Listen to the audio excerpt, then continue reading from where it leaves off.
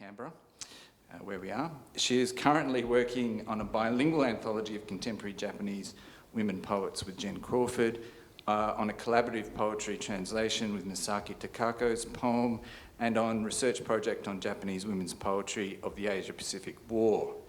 Her books of poetry translations include Poet to Poet, co-edited with Jen, Pleasant Troubles, co-edited with Harumi Kawaguchi, and she was resident of the Fellow of Writers Immersion and Cultural Exchange at RMIT in 2021. So put your hands together for Rena.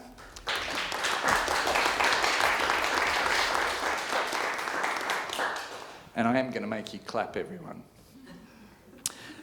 Rena Fukazawa is an activist poet in Japan.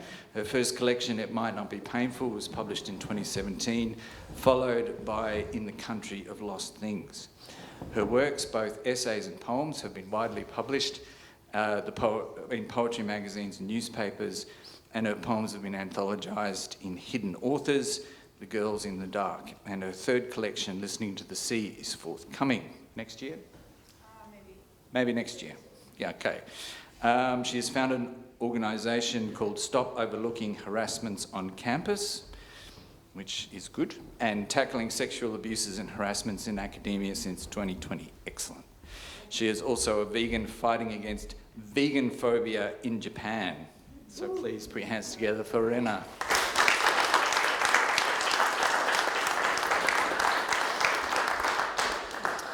Melinda Smith is a poet who lives and writes on Ngunnawal and Ngambri country. She also holds a Bachelor of Japanese Studies with honours from the ANU. She's been working with Rina Kikuchi to translate Japanese women's poetry since 2017 Poetry on the Move Festival. Her translations of Kawaguchi Harumi, Misumi Mizuki and others appeared in Poet to Poet and in her own book, Manhandled. She was also lucky enough to participate in a series of translation workshops and readings organised by Rina in Japan, as was I, and this is the first time she has translated Fukazawa Rina's poetry. So, Melinda Smith.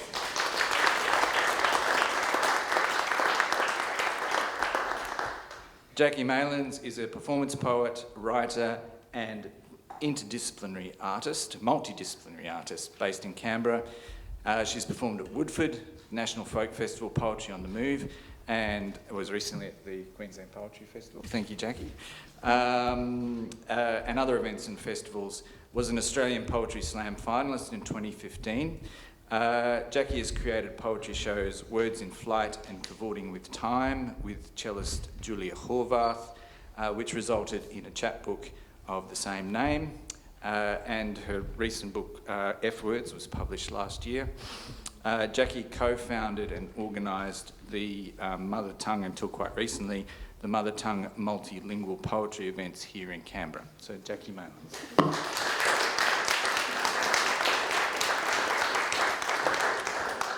Penelope Layland is an award-winning poet and former journalist, speechwriter and comms professional. Her 2018 collection, Things I've Thought to Tell You Since I Saw You Last, was shortlisted for the Kenneth Slessor Prize and the ACT Book of the Year, and won the ACT Publishing and Writing Award for Poetry in 2019. Her most recent book, her last book, second last book before this one, Nye, has been shortlisted for the ACT Book of the Year quite recently. And her latest book, Beloved, focuses on the life of Dorothy Wordsworth and is being launched in October. Penelope Layland.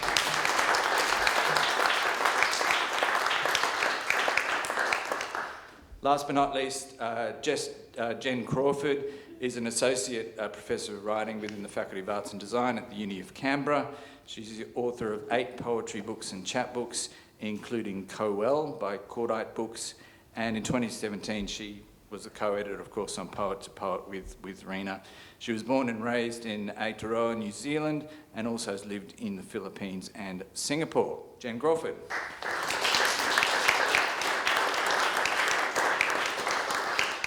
So I'll hand you now over to Rina Kikuchi, who will take the reins for this reading. Thanks, Rina.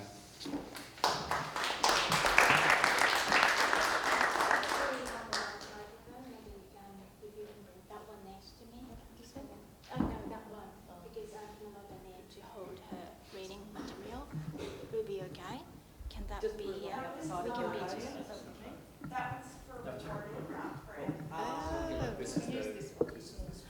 But then you have to hold two things, and it's a bit tricky. Yeah, we just need to be close together, so that's it. Is that all right? Okay, good, then, yeah. Try this, yeah. Yeah. We need to be really close, physically close, because we are producing one poem. Yeah. So, thank you so much for being here. I'm so honored to be here with all these beautiful micro-translators, and so happy to introduce and having Rena here. Our names are so similar, it's pretty much confusing, but this is Rena, this is Rena from Japan. And so thank you so much for being here with us.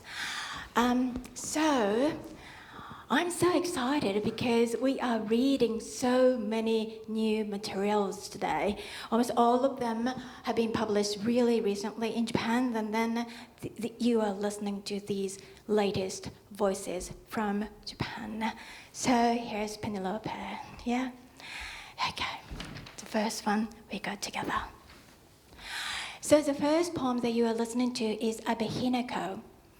Hinako has been an inspiration for me, not only as a women poet, but also as a women poetry critics, because we don't have too many literary critics, female literary critics. So she has been a really good model for me. And I'm really happy to open this poetry reading with Hinako's two poems, and one in bilingual reading, and the other Penelope's translation. Skype therapy. Skype therapy. 中学生の娘の底に手を焼いていらっしゃる。学業をほっぽり出して男友達と遊び歩き、家には寄りつかない。しかも相手をとっかえひっかえどの男とも謎が続きしない。帰ってきたかと思ったら2日ほど伏せっていたけれど、あれはきっと叩いてもしたんだろうと。Of course you're worried. A daughter, neglecting schoolwork, out with boys every night and staying out. Then, home at last, bedridden for 2 days.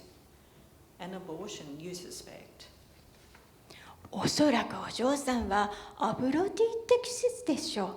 衝撃から生じる活力に突き動かされて、気に入った相手とは躊躇なくちぎり、自由と独立を手放さずに恋愛の刹那的な喜びを貪ろうとするタイプ。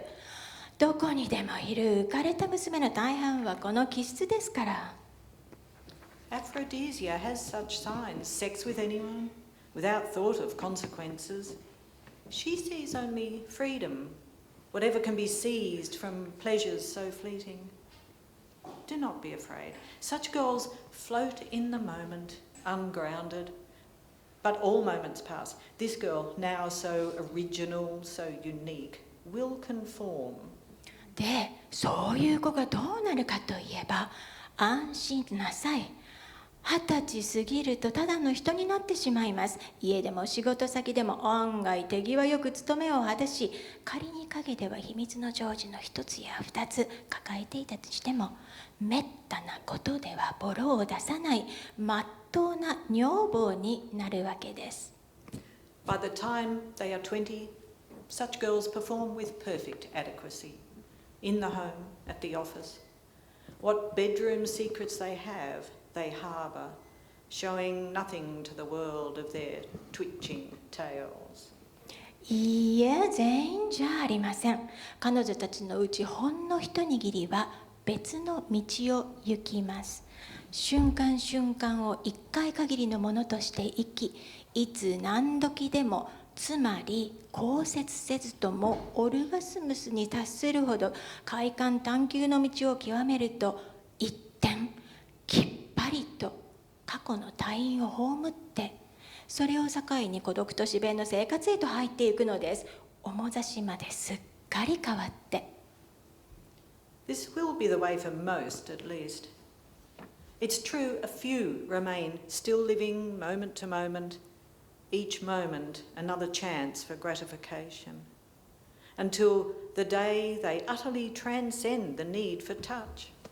can even achieve orgasm without it, embrace an ecstatic life of the mind, are altered outside and in spirit and skin. あなたが本当に恐れているのはそれですね。何年かのち、お嬢さんは社交や趣味を人生の上積みとみなして避け、あなたの知らない刑事上の世界を移り住んでいるかもしれません。そうなったら、娘をゲス呼ばわりするあなたの通話は届かない。Is it this you truly fear, perhaps? The day she turns from the cream she now laps up, shuns worldly desires, begins a life of the mind beyond your understanding or reach. That day she will be truly deaf to your carping. ねえお母さん、ここらで張り合う気持ちをお捨てなさい。所詮40歳は14歳に勝てやしません。My advice? Give over your jealousy, Mama. 40 will never prevail over 14.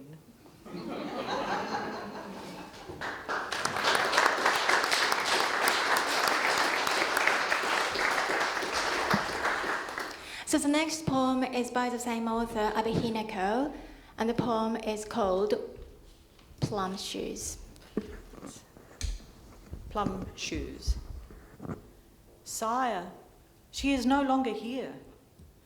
By first light she left, and by now has surely travelled far, wafted on early summer currents, paper-hatted, her clothing a shroud of mist net, purse of woven grass, and on her feet plum-skin shoes, those pretty feet, tripping tightly shod in the flenced fruit's bloody pelt. No sooner through the gate she abandoned the path for the field of flowers, feather-edged pinks, drooping bells, briar, honeysuckle, gooseberry lanterns, all wild, all overflowing with the honey of June. Through them all she moved, onward, unturning. Sire, we all recall that night, her appearance in the ballroom as the party reached its pitch.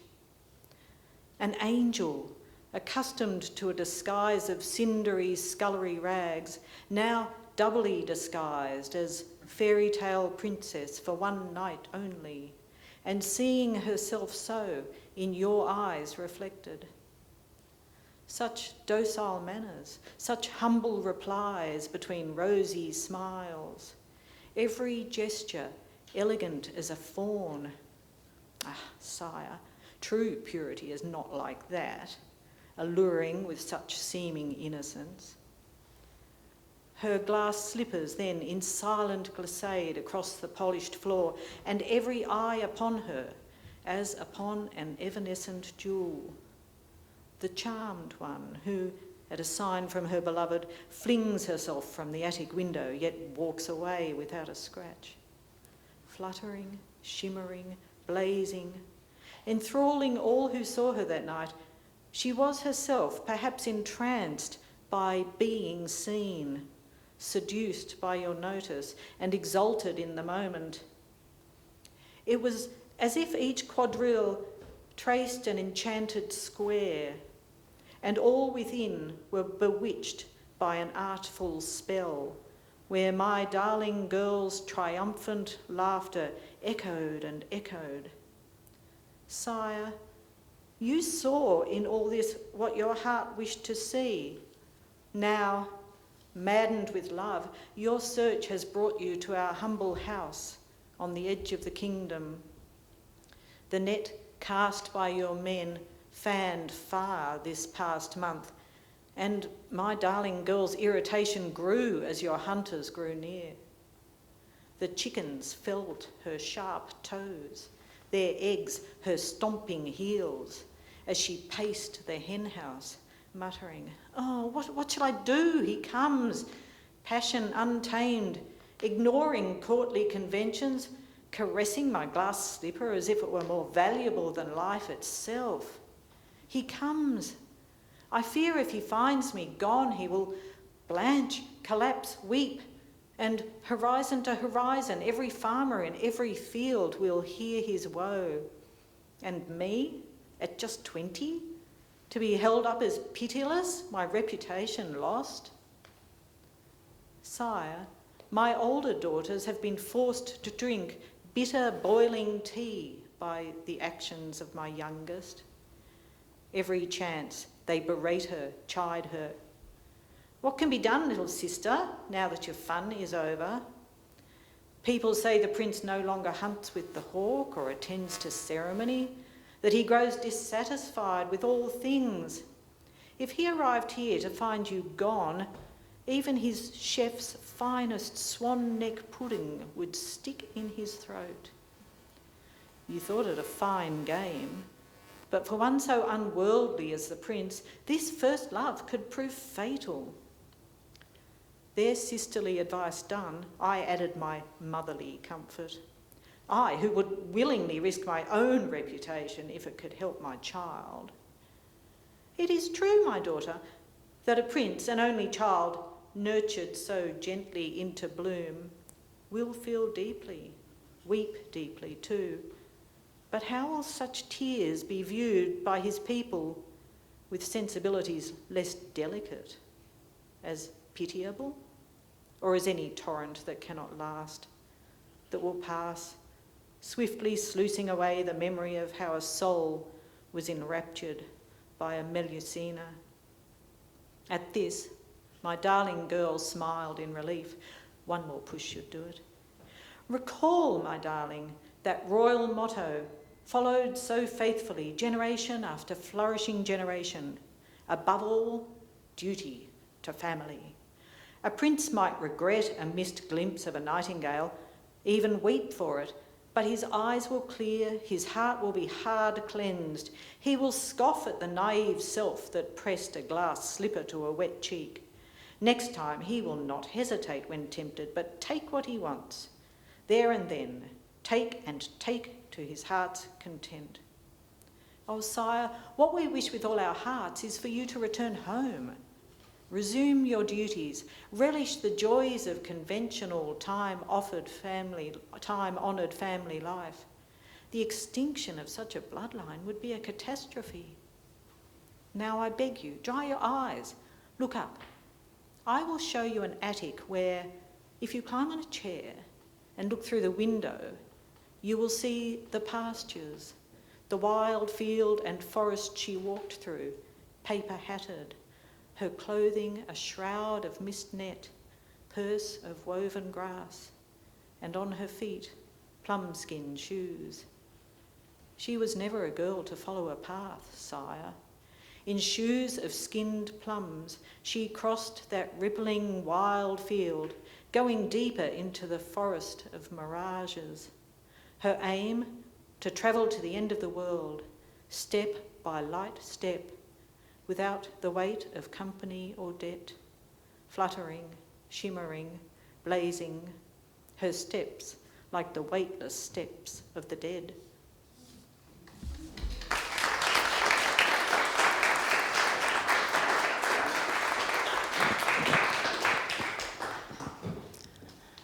Thank you, Penelope. So some of the poems that you were listening, and you will notice these are really long narrative poems, and then that has been one of the women's characteristic in recent works. I don't really see any man poet who are writing in the same style. So it's kind of like a narrative, the story that you want to tell. And so you will be listening to some of these. However, there are lots of different styles, as we have been talking about, over this conference. And so you will be listening to really nice short piece. Now with Jacqui. So we will be reading together one of the poems which won the big prize in 2021 back in Japan. And we are doing the translation project. And so there are quite many poets here and there translating the same poet, this poem, this particular poem. And so everyone needs translating in a different way. They don't know what other people are translating, so it's only me who knows every secret, okay? So I'm sitting with each poet and secretly translating. I'm putting them all together, and Shane Strange, this wonderful person, publisher, is putting them together for me. So you will be listening to us reading together, one in Japanese, one in English, her own translation, and then we will be stepping one step farther from here because she has made, well, you will see what she has made out of this translation.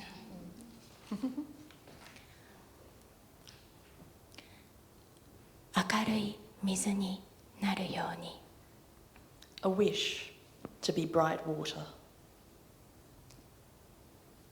明かりの灯る室内から夜のみっしりと重い庭を見よう見ようとしなければ、そして見よう見ようとしてもでも。 The room lit bright. Outside, the garden, clotted night. To pierce thick dark with eyes, you must try and try and try. Yet however you try. 明るいところから暗いところは見えない。そこで草や石や幼いもの、知られずに泣いているかもしれないでしょう。 In the bright place, you cannot see the dark place. There, weeds, little pebbles, tender larvae, unnoticed, unseen. Perhaps they've been weeping. 夜を盗む指のような虫、葉よりも花、花よりも実をどうしたって食い荒らしたいのが私だったのかもしれないでしょう。どうしたって甘くて柔らかい方へ方へ身をよじりながら張っていって。 Night thieves, plucking at the darkness like soft fingers, spineless. They favour flowers over foliage, fruit over flowers. Irresistible, the need to devour everything. Perhaps that was me. Irresistible, implacable pull of yielding sweetness. The body propels itself, undulant, twisting, squirm. 黒く濡れた庭から明かりの灯る室内はとても明るく、とても遠く思われました。 From the dank, dark garden, the luminous room seems dazzling, distant. There, in the cellar below, wounded creatures chafe, each grieving alone its pain. その底近く傷んでいる者たちはそれぞれに自分の傷を傷んでいる。あ、結ばれた草の傷から垂れるひとしずく。いつかずっと先、そっと開かれるあたりで明るい水になるように。 Ah, the weeds, grasses, are scarred, knotted, wound. Still, one gleaming drop falls. In a nearby place, a faraway time, there may yet be a delicate unfurling, a wish to be bright water.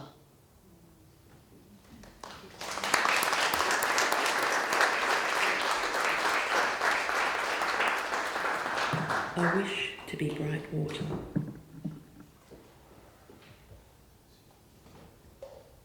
The room lit bright.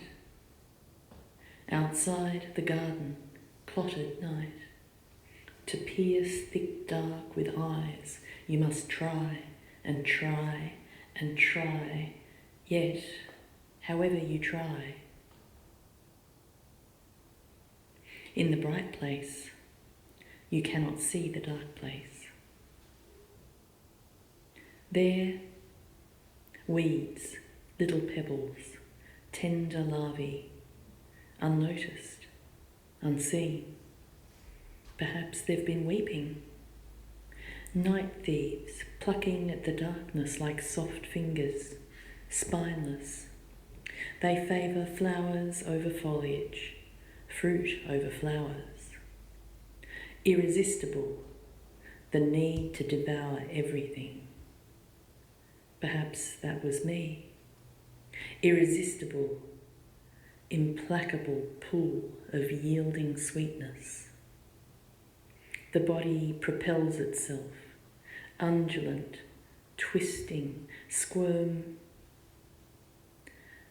From the dank, dark garden, the luminous room seems dazzling, distant.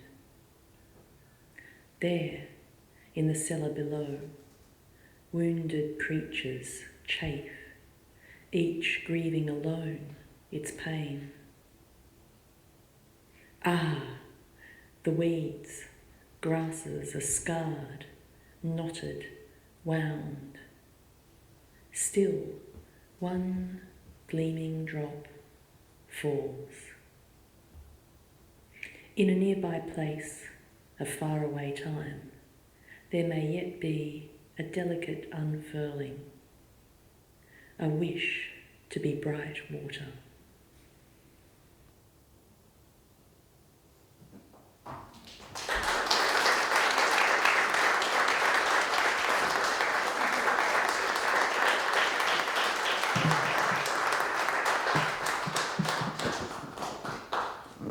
So thank you, Jacqui, for adding another beautiful layer to our translation.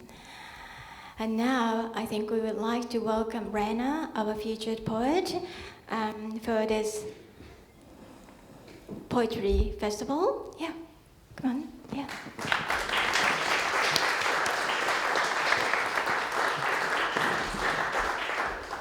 Just a minute, I'll just get my things. Do you mind if I get mine? Yes, of course, please. Thank you for introducing me, Shang. It has always been a dream of mine to have my work translated, so I'm deeply grateful to 3 wonderful translators who translated my works. I would also like to thank everyone involved in Poetry on the Move for giving me the opportunity to read them. I'm happy to be here and to share this time with you guys.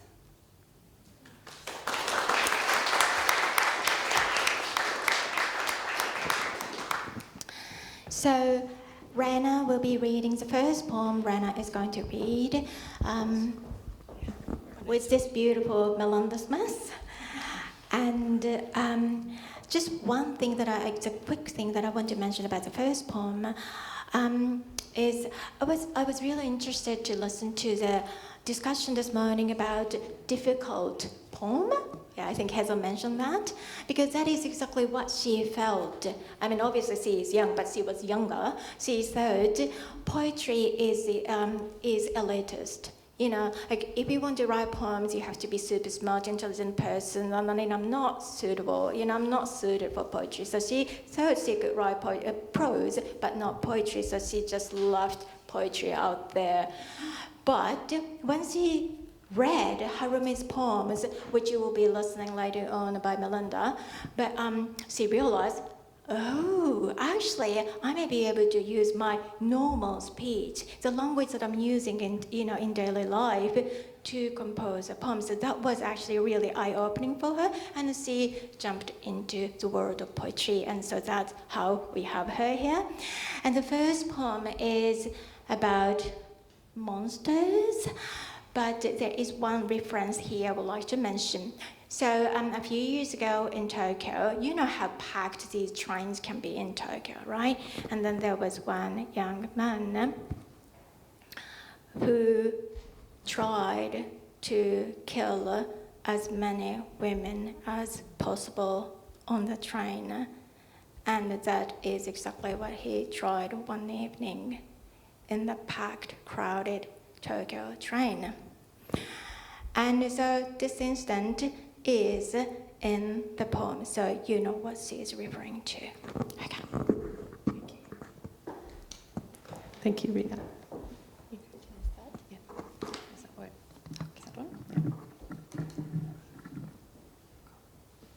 怪獣たち Of monsters. 第一印象はお互い最悪。絶対にこいつとは仲良くなれない。テンション高くて喋ってばっかいるところとか、知ってる曲が流れるとすぐに歌って踊り出すところとか、家族にも大勢の友人たちにも愛されて育ってきているところとか、マジ無理って思って互いにうんこと呼び合っていたけれど、30を過ぎてもうんこと呼び合っていることになるとはサークル時代は想像できなかった。 Our first impressions of each other were the worst. I will never be able to be friends with this situation. Impossible, the way she was always dialed up to 11, always chattering, dancing and singing the minute a song she knew came on. How she'd grown up loved by her family, loved by a crowd of friends. Not happening. It was then that we started calling each other Pooh Head. I could never have imagined back in our uni club days we'd still be calling each other Pooh Head into our 30s. 彼女の赤ん坊は目をクリクリさせてみんなに笑いかけるから、表参道の通りを歩いていると道行く人が微笑みかけてくる。でも店に入ると小さな怪獣に一変。掴み飛ばされる前に彼女はサンドイッチとサラダを大急ぎで平らげる。ぬいぐるみを渡してもぽい。喋ってるママの顔をペチペチ叩く。ひっくり返されないうちにトレイを片付け、最近離婚したばかりの友人の話にふけっていると、紙コップが押し倒されていて、私たちは悲鳴を上げる。Her baby makes round, wide eyes and grins at everyone. So when we walk together along the Omotesando, all the passers-by start fondly smiling at it. But the instant we enter a shop, it transforms into a baby monster. My friend hurriedly clears her plate before her sandwich and salad can be seized and thrown to the floor. She hands it a stuffed animal, but down that goes too. Whoopsie. Baby Mon reaches for my friend's cheek, slap, slap, as she chats. We tidy away our trays to prevent them being upended. Just as we're getting deep into the gossip on our recently divorced friend, we realise a full paper cup has been knocked over and we shriek. 母親の腕を振りほどいてテーブルをハイハイしてきた怪獣のおでこを押さえながら、私は彼女の最近の悩みの主題を聞く。夫の偏食はいかにして直せるか。食べられるものが主にイクラと肉だけらしい。せっかく夕飯作ってもあいつ食べられないものばっかり。いやもうこの年までそれで来ちゃったら治んねえだろ。パパの悪口に赤ん坊が泣き出し、彼女はワーワーわ抜きながら立ち上がってくるくる回る。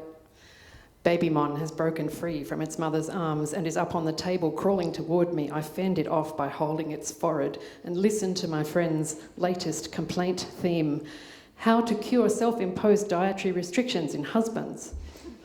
Apparently he'll only mostly eat salmon roe and meat. Even if I go to the trouble of making him dinner, the arsehole won't touch any of it. Yeah, but if he's still carrying on like that at this age, there's no hope, hey? Baby Mon starts to cry at us, bad-mouthing its papa. My friend wails back, wah, wah, stands up and swings it round and round. 荒べる神が静まり、我々のもとへ束の間の平安が訪れる。早速始める。昔寝ちゃった男たちの話、略奪婚した女の子の話、思い出すのも不快なクソ野郎の話、怪獣を起こさないようにこっそり。シミ一つないまっさらな方を眺めていると、彼女のワンピースのお腹のあたりがじわじわ濡れてくる。At last, the enraged god, Baby Mon, settles. To us, a brief moment of peace has come. We begin at once, tales of boys we accidentally slept with long ago, of that girl who stole another woman's husband and married him, tales of those piece of shit guys we can't even think about without being sick. Stealthily, softly, so as not to wake Baby Mon, gazing at the pure, spotless skin of its monster cheek, I notice something slowly soaking the front of my friend's dress over her tummy. おむつを替えてこのミルクを飲ませて化粧水のテストを試してベビーカーを押す私の写真を撮って前から気になっていた南青山のオーガニックカフェへと向かう。She changes its nappy, feeds it some formula, then we try the skin lotion testers in the department store. She takes a photo of me pushing the pram. We set off for the organic cafe in Minami Aoyama I've been wanting to try. 信号を待っていると自転車をした年配の女性が赤ん坊をあやしてきて、ありがとうございますと彼女は言う。ああいう余裕のある人はいいな。そうじゃない人もいんの？まあ時々ね。彼女はちらっと後ろを見てベビーカーを車道から歩道へと乗り上げる。While we're waiting at the traffic lights, an older lady pushing her bike comes up and soothes Baby Mon. My friend says, "Thank you very much. It's great to have folks like that who've got patience to spare." I say, "Are there others who don't?" Yeah, sometimes," she says. She quickly glances behind her, then wheels the pram up off the road and onto the footpath. レモンスカッシュを一気飲みし、議題は再び私の最新の恋愛相談へ。抱っこ紐で怪獣を弱いスクワットしながら、続けて続けてと彼女は言う。私は笑って話を続けるが、怪獣が口から白い液体を吐き出しているのに気づき、私たちは慌てて紙ナプキンを束ごとつかむ。We toss our lemon squashes back in one gulp. Our discussion turns once more to advice on my latest love affairs. She ties Baby Mon up in its sling and starts squatting rhythmically, all the while saying, "Keep going, go on." I smile and keep on talking, but I notice Baby Mon drooling white liquid from its mouth. We frantically grab a whole wad of paper napkins all at once. 幸せそうな女性を殺してやりたいと思った。先週ニュースで犯人の言葉が流れていた。久しぶりに彼女に会おうと思った。I thought, I want to slaughter those happy-looking women. Last week, when they played that quote from the perpetrator on the news, I thought of my friend. It had been so long. I wanted to see her. バイバイうんこ。ベビーカーを押し、地下鉄の駅のエレベーターへと向かう彼女を見送る。上の空で買い物を済ませ、電車に乗ってスマホを見ていると、さっきの写真が送られてきてほっとする。私も怪獣とそのママの写真を送り、車内の液晶ニュースを見上げる。Bye bye, Poohead. I see her off, watching her push the pram towards the subway station elevator. Absent-mindedly, I finish my own shopping. I board my train and start scrolling on my phone. I'm relieved to see she sent me the photo she took earlier. I send back a picture of Baby Mon and its mama. Look up at the LCD screen in the train carriage and scan the headlines.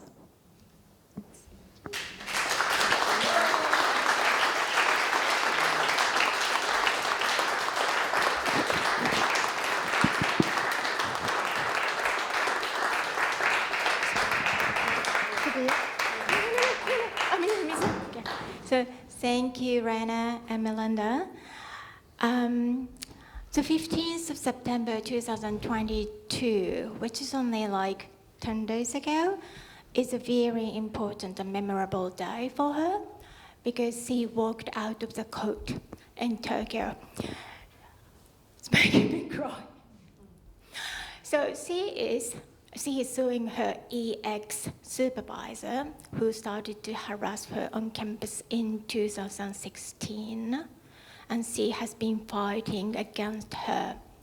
She was forced to quit her master's degree from the university in 2018, and 2 weeks ago she was there in the court with him witnessing her testimony. And it has been really difficult for her in many ways. And there were times that she couldn't write anything, quite a long time, 2 years of silence. And now I'm very proud that she's here. I'm so glad that she is coming back with poetry.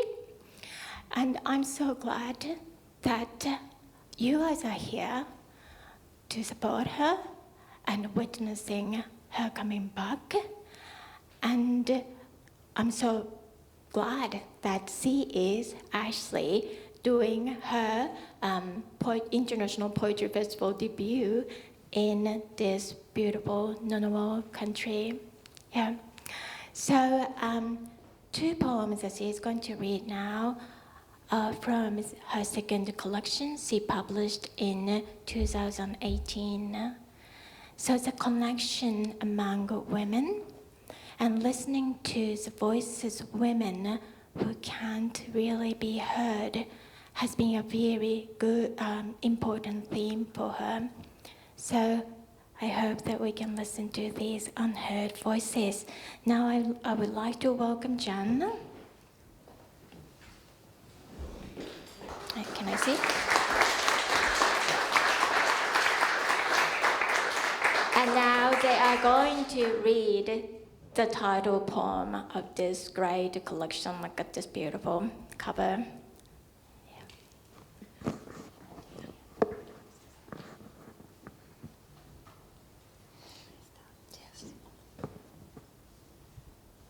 失われた者たちの国で In the country of the lost, 人々は自らの死を予感すると湖を渡り、ここへ来て私に一冊の本を渡す。 when people notice their own deaths, they cross the lake. Each one comes here and gives me one book. その中には彼らの生きた時代がしまわれていて、紙と紙の隙間からささやき声が漏れている。 The time they lived in is enclosed in it. From the crack between paper and paper, whispers leak. 私は言葉に耳を澄ませ、書庫に降りて、しかるべき場所にそれを収める。 I listen closely to these words, go down to the stacks, and put the book in the place it belongs. 私はそうして集めた無数の本の守り人であり、死者たちの声を守るための墓守りである。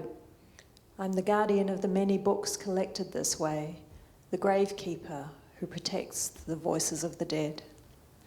ここでは体を持つ聖者は異邦人であり、温度、湿度、明るさすべてが死者に合わせられている。ここは死者の国。棚から取り出して本を開けば、いつでも手のひらの上に死者の声を聞くことができる。 In this place, the living in their bodies are the outsiders, while the temperature, humidity, light, everything is set perfectly for the dead. This is the country of the dead. Take a book from the shelf and open it any time. Listen to the voices of the dead on your palms. ここでは過去は現在と同列にあり、私は今とあの時と行き来する。 In this place, the past and the present are paralleled, and I go back and forth between now and then. 彼らはここにいないが、ここにおり、夜になれば彼らが呼吸する音が聞こえる。 They're not here, but they are here, and when night comes, I can hear them breathing. 私はここにいるが、ここにおらず、私の未来は過去に埋め尽くされている。 I'm here, but not here, and my future is totally crammed with the past. 彼らは一様に私に語りかけるが、私は彼らに語りかけることはできない。 All of them are talking to me, but I can't talk to them. 彼らは死んでいるが生きており、私は死んでいないが生きてもいない。 They're dead, but they're living. I'm not dead, but I'm not living either. 人々の多くはこの国のことを図書館と呼ぶが、 Many people call this country the library. 単に墓地と呼ぶ人もおり、 There are some who simply call it the cemetery, ゴミ捨て場と呼ぶ人もおり、 and others who call it the dump. 私は失われた者たちの国と呼んでいる。 To me, this place is the country of the lost.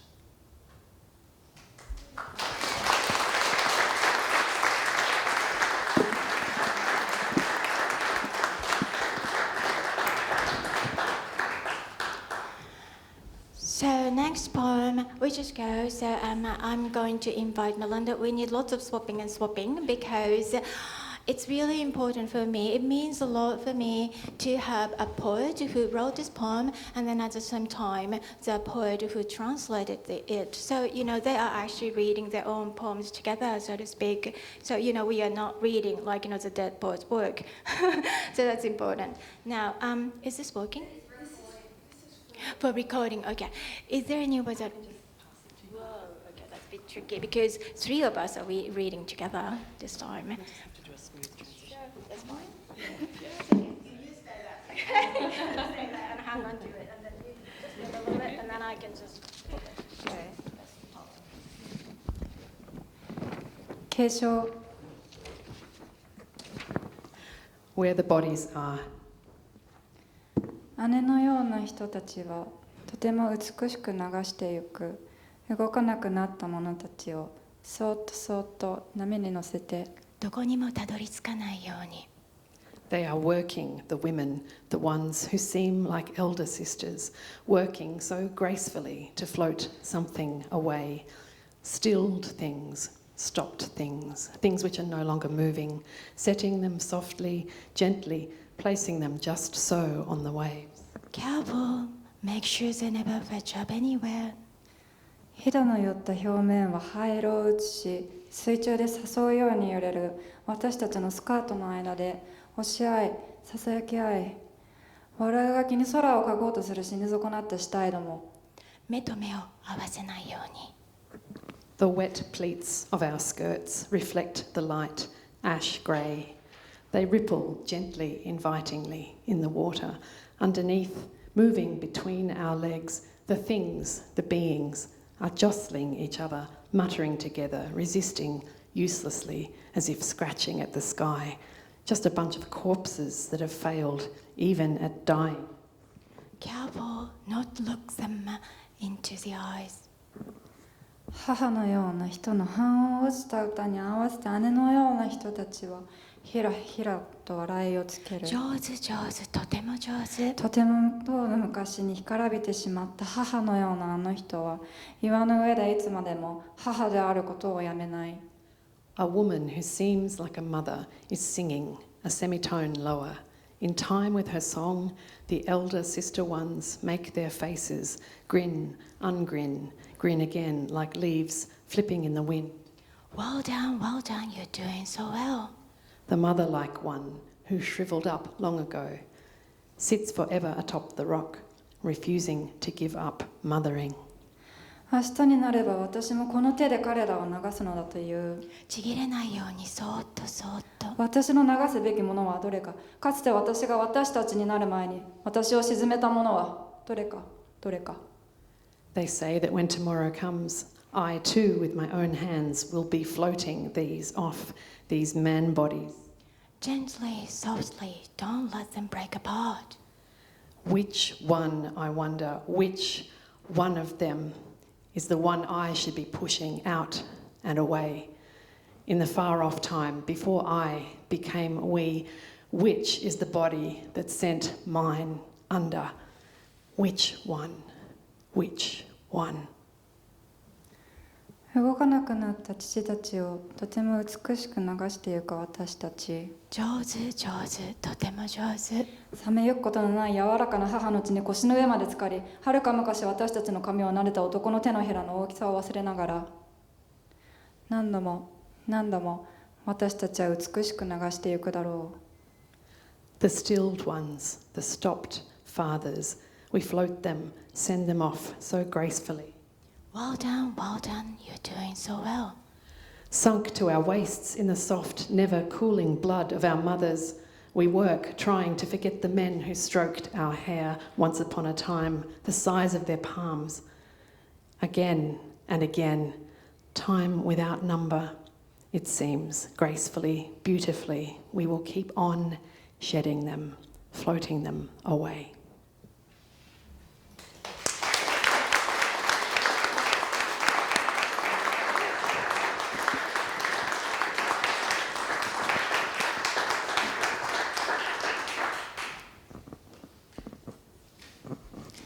So the last poem that Rena is going to share with us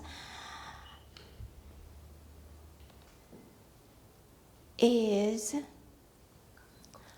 Start Here. That's right, yeah.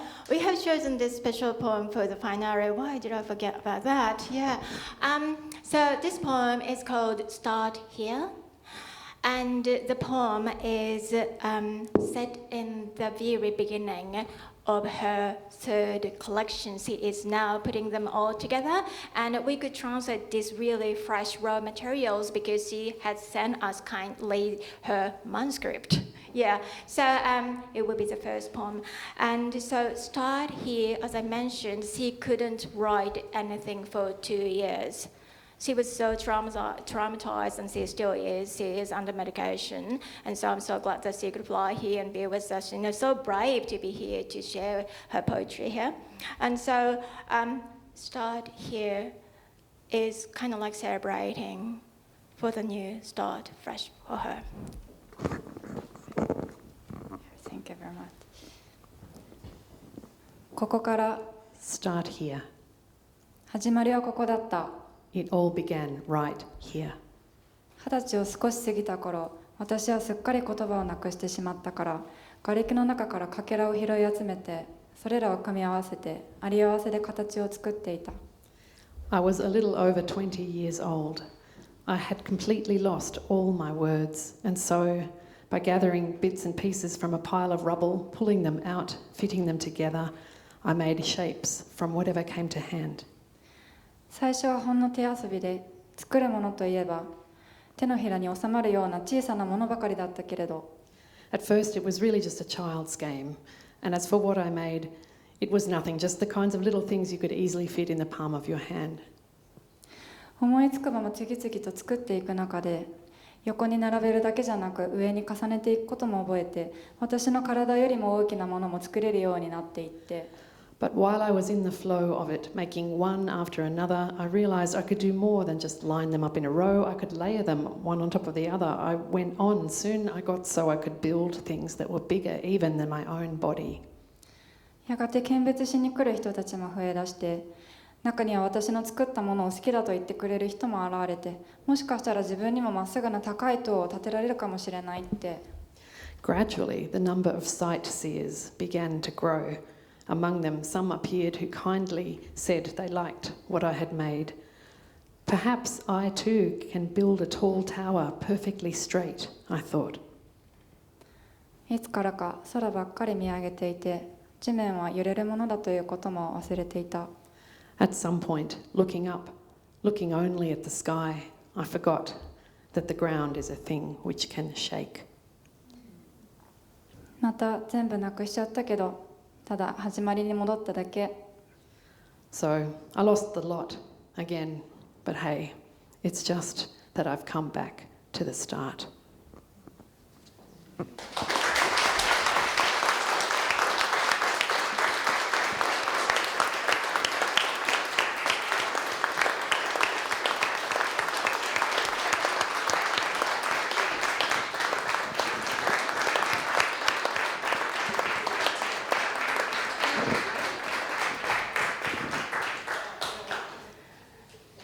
Thank you so much, Rena. It was great.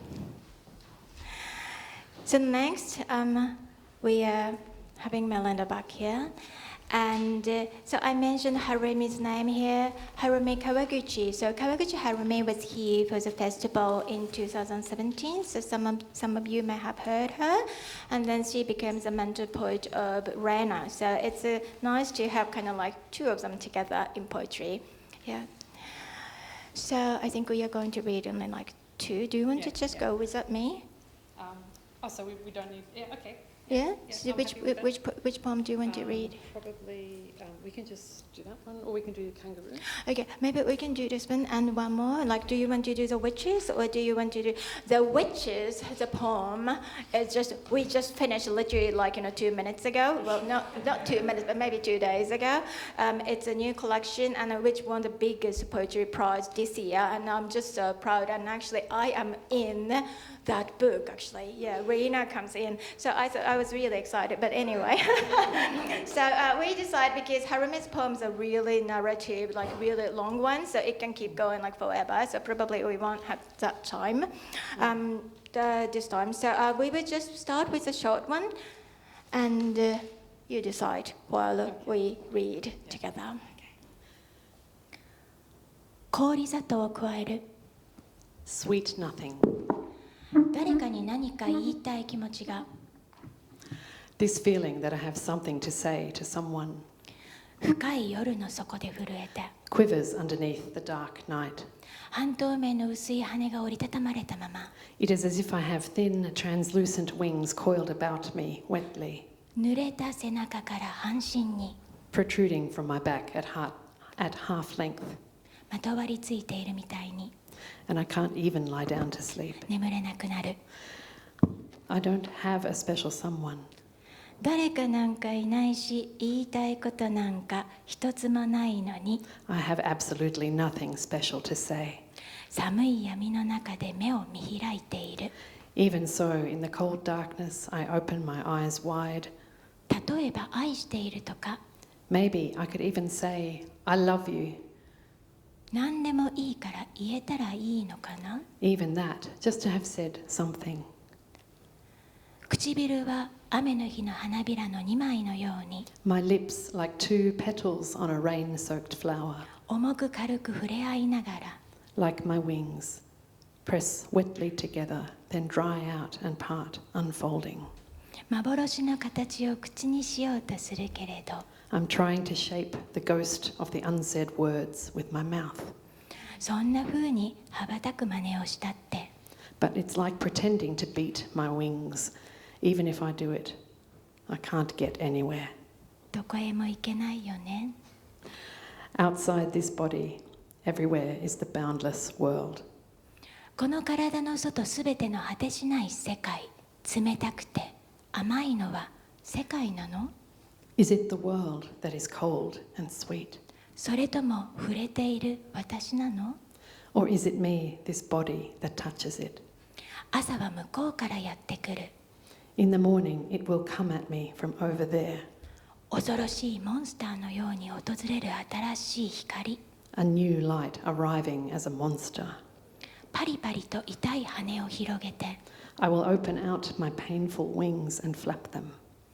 小さな虫なのかもしれないな私は This tiny insect I seem to have become きっとすぐに溶けてなくなる will melt away any minute, no doubt, like a candy on a tongue. 今日という光の中に Against this light we call today, この体の形の闇を記して I'll etch the shape of this body, its darkness. 飛べ Go on, fly.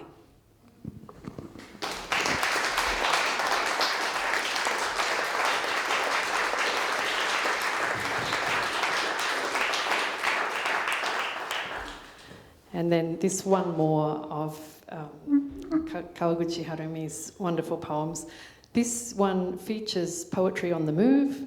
Professor Carol Hayes, who was another kind of important linchpin in the 2017 festival where all of the Japanese poets came and was like offered her home up as a kind of social hub during their visit. So she appears in the poem, and Rena also appears in the poem, and Mount Ainslie appears in the poem. It's called Kangaroo in the Half-Light, and this is from the prize-winning collection that Rena just mentioned. Aimai na Kangaroo is the Japanese title. From the terrace of Carol's house, we went out, just like that, in our sneakers, walking in the slowly fading light, heading for the bushland behind the house. I had been dozing on the living room sofa, sleeping off the afternoon's celebrations. Rena woke me and said, "Let's go and see kangaroos." She's led me out and now she's walking a little way ahead. "There's supposed to be a lot of kangaroos around here," she says. "They come out at daybreak and sunset. Twilight, half-light, ambiguous light. The words glow in my chest. Thank you. I'm so glad you woke me, seeing I have to leave tomorrow. The slope up to the mountain is steeper than I thought. I feel myself slipping, so I pitch forward and push hard with my feet. At that moment, I feel suddenly revived deep in my body an angle, the same angle as the mountain slope I used to race up as a child, behind the municipal housing where we lived. I'm leaning again, like I'm there, right now. The feeling fresh and raw. I sway, unsteady, falling and fading like leaves. That slope is gone forever now, that house too. We climb all the way up to a narrow path that feels like a promenade. When we look back below, we can see the roof of Carol's house. The city streets spread out in a distant blur. The rays of the setting sun are draped like delicate cobwebs. The strands wrap about me, a cocoon. Just now, napping on the sofa, the whole time I could hear faintly the voices of everyone on the terrace and in the living room, just the echoes of the sounds, coming through in little waves, the meaning ebbing and flowing, clear and unclear, another kind of cocoon. We keep climbing through the dusk. The light is like underwater light. The early spring wind is cold and I zip my coat up to my chin. When I think that tomorrow night I will be touching down into a Tokyo September, the air still holding the heat of summer, I feel light in the head. My skin shivers with doubt, wavering at the boundary line. I tread on the earth and the grass and the pebbles. Rena asks me about my childhood. I tell her, a vague child, a weakling, no good at physical things, no good at study. I was always being left behind. I couldn't even look anyone in the eye to talk to them. Halfway up the slope, Rena's voice. Over there. When I look, there is something there on the grassland, the shape of a creature, confused as if taken by surprise, staring over at us. We stand still, the creature and I, gazing helplessly at each other. She is tensed with curiosity and caution. So am I, facing her like this, straight on, standing on 2 feet, just like me. I can't help thinking we are the same kind of being. Another person, right there. I wonder whose eyes I am meeting, what it is I'm gazing at. There are more of them, a family group perhaps. If you want to get closer, try walking in a big zigzag like this. Keep moving and keep her just at the edge of your field of vision without looking directly at her, see? When I try doing exactly as Rena tells me, without realising it, all of a sudden, I have somehow managed to get really close. This creature close to me. As the distance between us closes, the young kangaroos in the area take off, bounding down the grass slope. Now she's the only one left. So am I. Who are you? As soon as I think this, she whips her head around to show her profile, changing back into kangaroo form at last. It hops away over the grassland. Close creature, farewell. I turn back and call out, Rina, and here comes back to me from the far side of a dead tree branch. Night deepens, little by little, on the way back to Carol's house. As we walk back down, we take up our interrupted conversation, how and when a vague child came to write poems. At the end of the gently curving track at the bottom of a little cliff, we come to realise, even in the very dim light, that something is there, the shape of a kangaroo lying there. It hasn't yet completely weathered back to bone. So small, probably a young one. What a place to have died in, I murmur as I keep walking. And Rena says, yes, it's strange. I've seen dead kangaroo bodies many times. They're always at the bottom of cliffs. All I can think of is that they must be killed by the fall from the top. How, I ask? They bound so surely and lightly over this steep slope. I do think it's possible, she says. If there are a lot of them, you'd expect maybe 1 or 2 might misjudge a jump and fall, or there might be some born with poor coordination from the start that can't keep up. I see. If I had been a kangaroo, I absolutely would have died as a child. Unable to clear the cliff jump, I would have fallen to my death, clumsily, abruptly, just like that. I think that body is me. And as I'm thinking this, the bones receding behind me as I walk dissolve swiftly into the night, ambiguously. But I am still alive, aren't I? I smile. I have never once thought about stopping writing poems. I smile again. Rena looks back at me. If we go down this steep slope, almost like we're sliding down, the terrace steps are just there. Ambiguous life, lighting up these words inside myself. I turn to face the night with no landing, no arrival.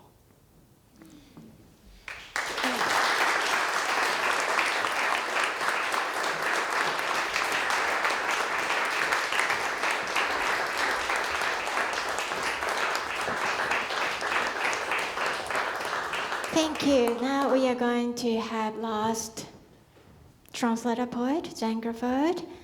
And she's going to read, how much time do we have? I think that's the thing, isn't it? 10 minutes, okay, 10, 15. So which one would you like to? Would you like to read Ichiko Itsuko? Two, one, just one? Which one would you like to read? For you? Okay, perfect.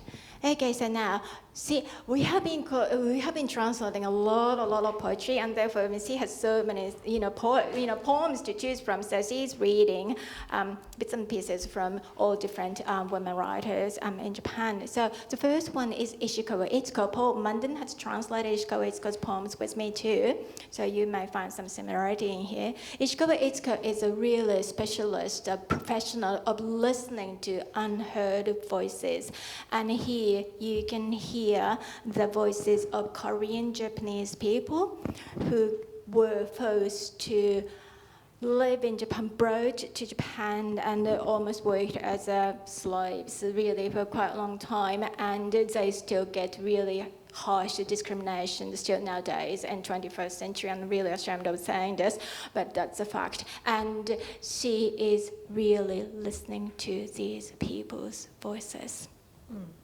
And I wanted to read this poem in particular because it speaks of the way that history can be inscribed in a riverbed and of events that have parallels here.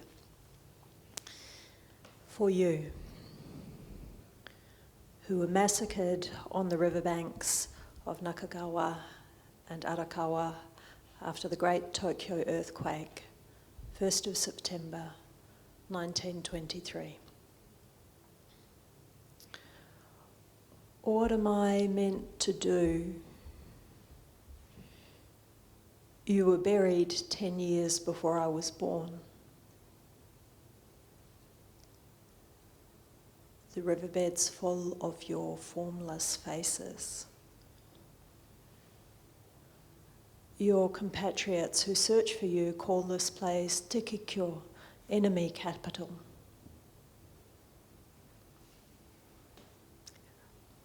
I call out for you without your names.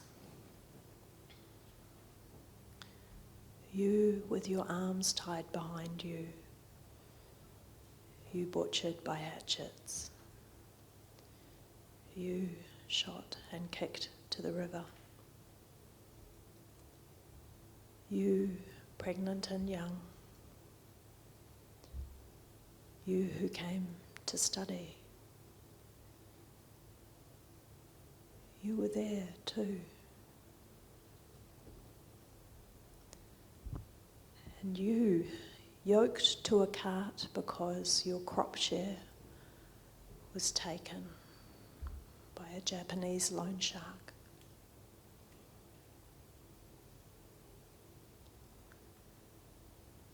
Tens of thousands of years ago, pictures were drawn of the great fallow deer. They can still be seen with infrared, but I can't know you, who died 60 years ago. How many you are? Hundreds more. Or your names. What am I meant to do? You're buried in wretched longing while we serenely cross the Nakagawa and stroll through the town of Kameido. What are we meant to do? September's here again. The canna lily blooms, while you of the neighbouring land, your names and wrath bleed into the riverbed. For more than half a century, we have trampled over you.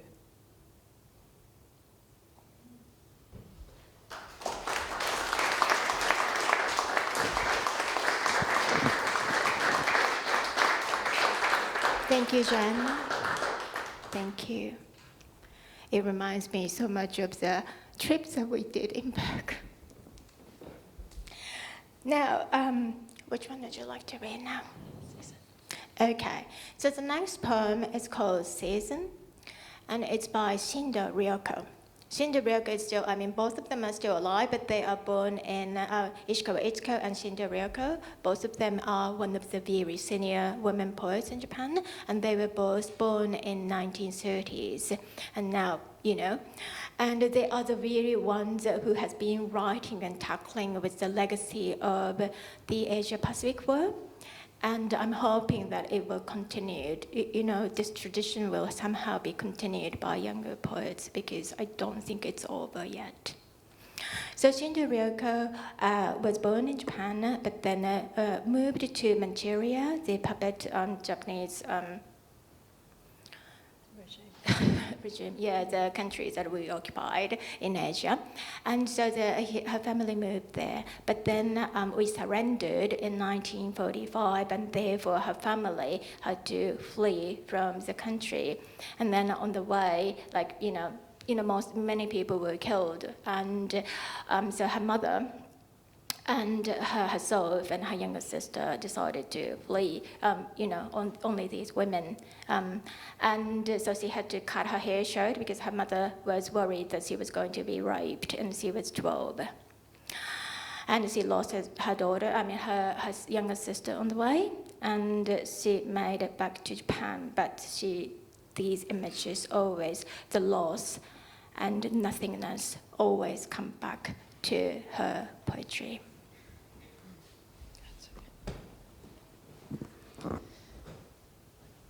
Season. Amongst all that turns, the season turns and shrivels, and from a world's end, everything begins.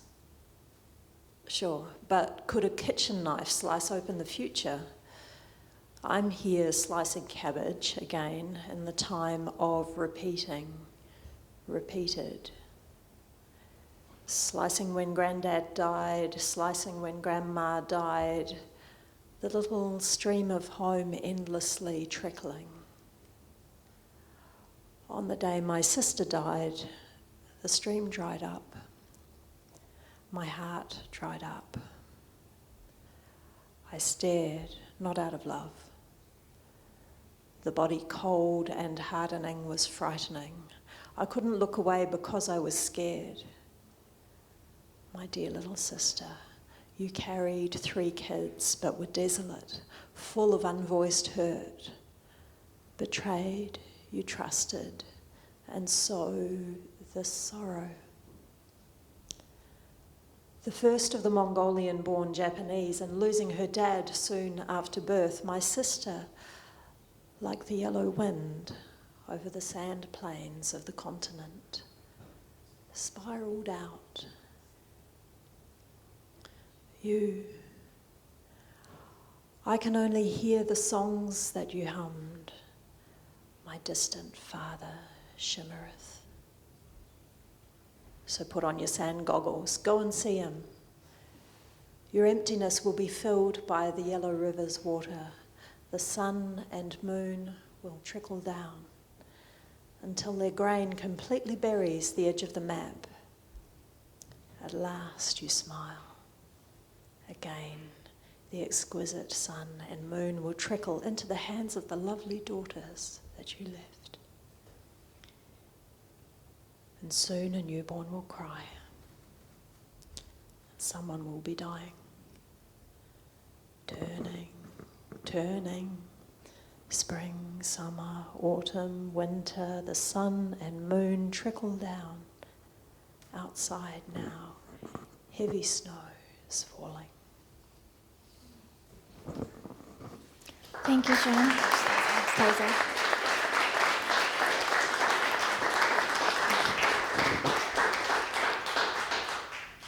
So we are running out of time, but we want to just really squeeze in our last poem, if you allow us to do that.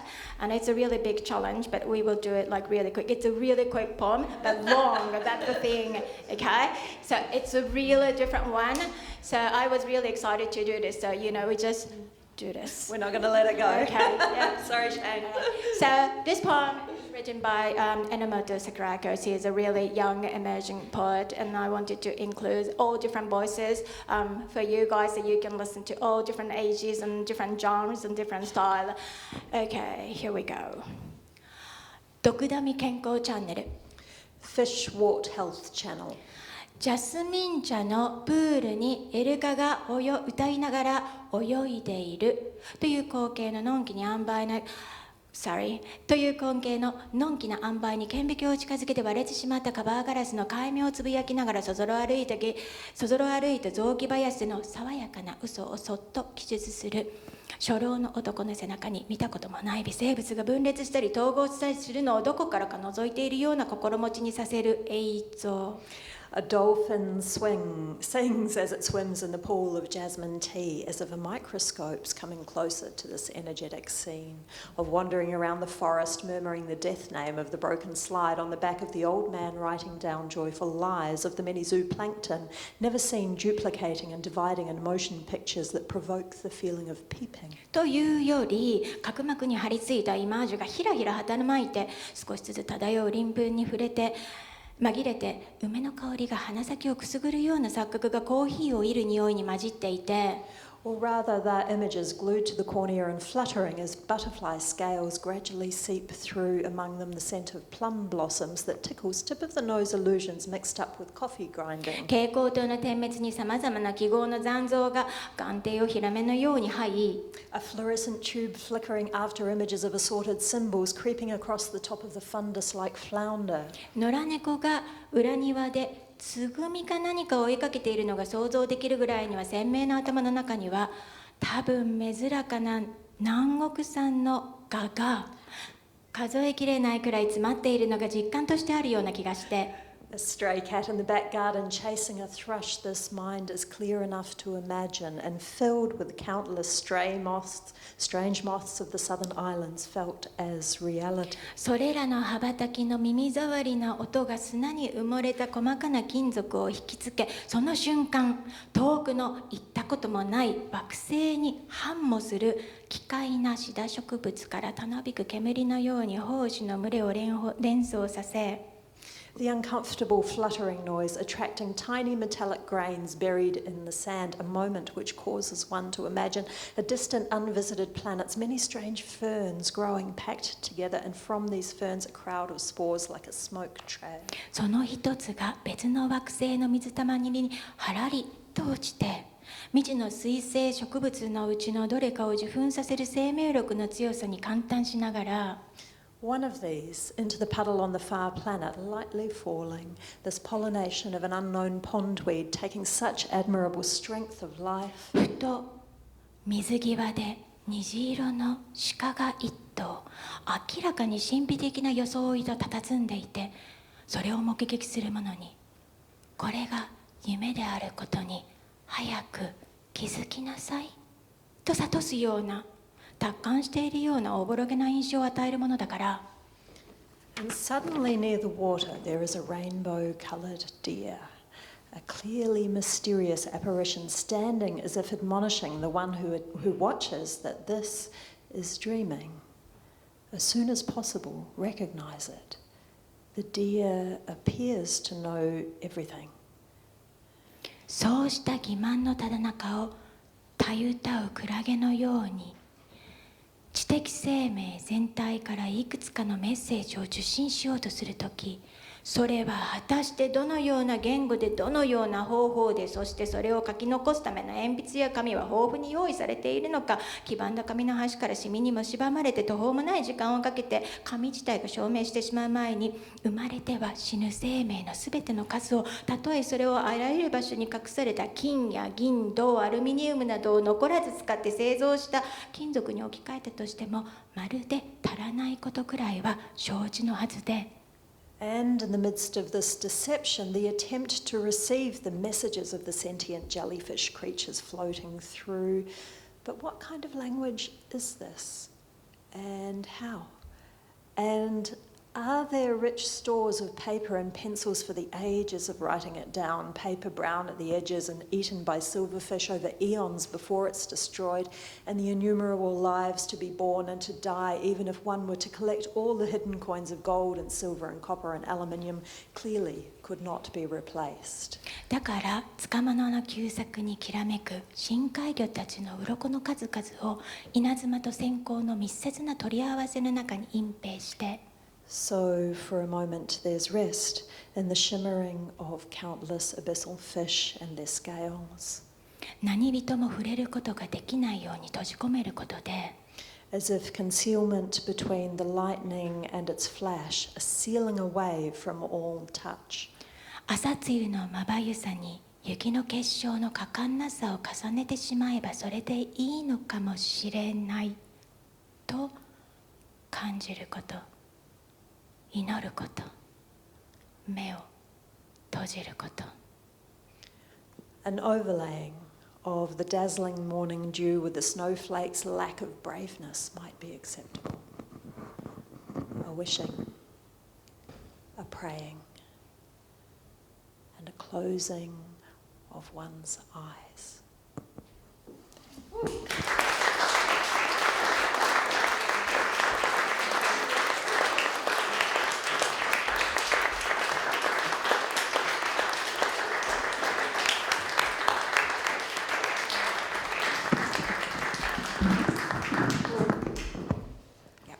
So if we could just get another round of applause, first for Rena for coordinating all of this.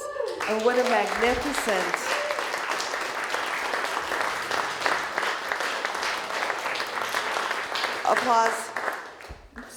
Applause for Rena for coming all this way.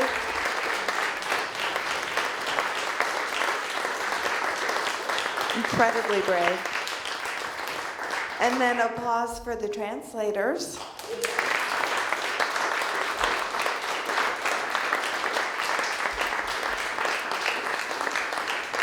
And the MC.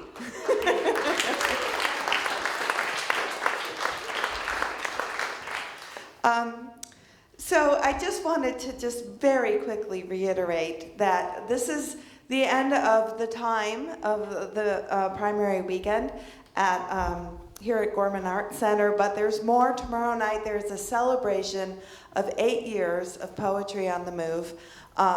It should be very lively and joyous, and I hope that you'll join us 7 p.m. at Smith's. Tickets, there's no ticketing like there was for this weekend, so, and then there's no cost. So just keep that in mind, because at Smith's venue, it's a different system, and in this case, there's really not much. And then Thursday at Manning Clark House, Merlinda Bobus, Samia Godi, and Adrian Caesar, who's here right now. And that too's at 7 p.m. at Manning Clark House, and because it's a very small venue, tickets are required, and there's a link on our website. Other than that, more workshops, more online events, more Monday nights coming up on the Fringe, everything accessible through poetryonthemove.net. Thank you all so much for making this an amazing festival so far, and for being here late into the afternoon on a Sunday to celebrate this poetry. Thanks so much.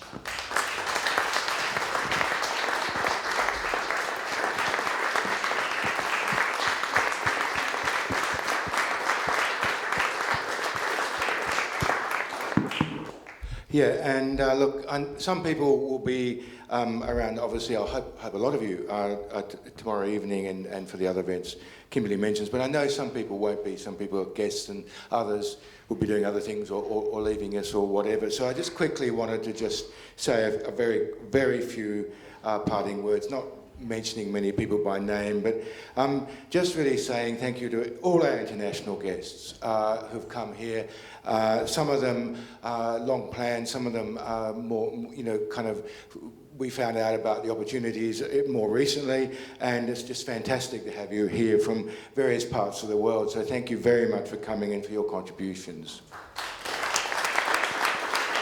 If I can just add to that too, that Desmond, who's here internationally, has a workshop online. He's going back to Singapore, and then he's doing more for Poetry on the Move. Wonderful. And also to the Australian guests, from all parts of Australia who've come here, including the people from Canberra.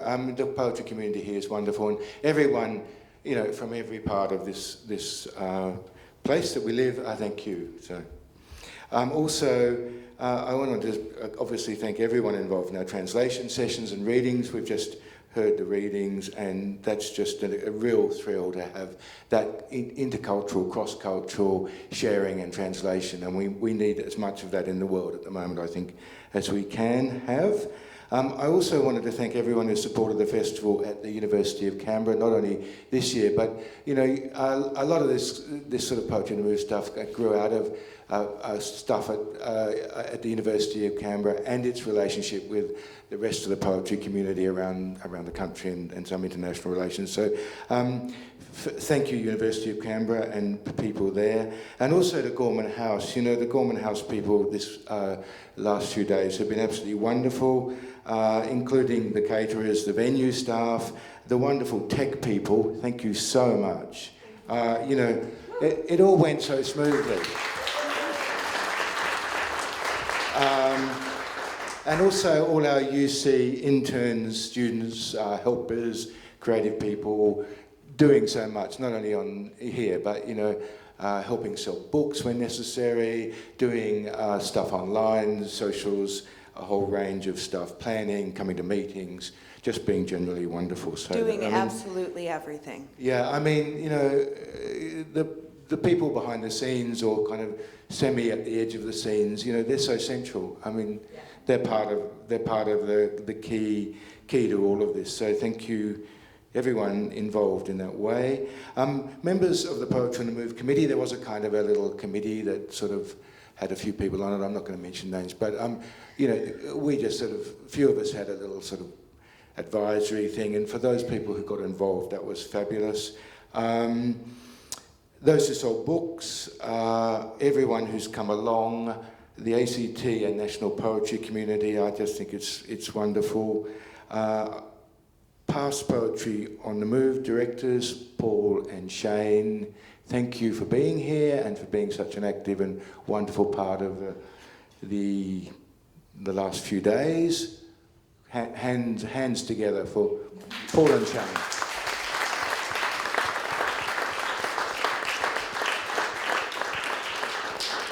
And finally, to all of you, penultimately, I guess, all of you coming along and actually, carrying the flag of enthusiasm and excitement, and it's been absolutely wonderful. So thank you, everyone, audience members and participants, fantastic. And of course, Kimberly, for making it all happen. Kimberly, congratulations.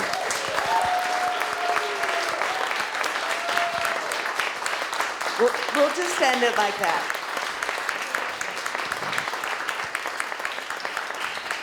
Hope to see as many of you as possible tomorrow. And Paul, thanks for that, because in my head, because we're going on tomorrow, I forget that some people are leaving. And so to the poets in residence, especially, who are leaving tomorrow, Purti and Marjan are leaving tomorrow, yes.